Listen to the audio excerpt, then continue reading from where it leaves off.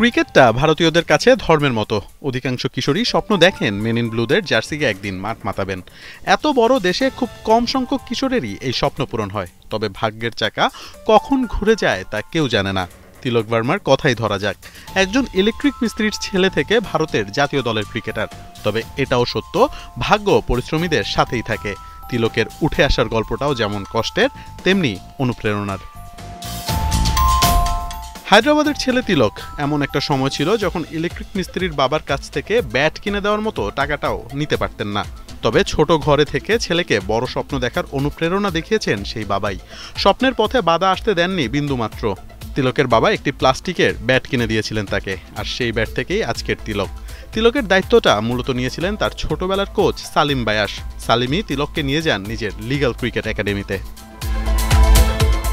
Legal academy থেকে তিলকের ক্রিকেটের পথ চলা শুরু।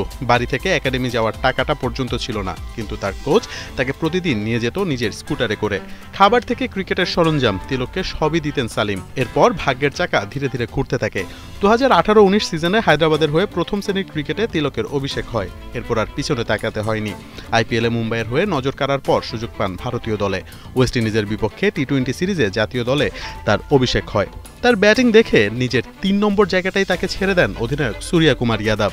এই তিলকই এখন ভারতের এশিয়া কাপ জয়ের নায়ক। পরিশ্রম, চেষ্টা মানুষকে কখনোই নিরাশ করে না।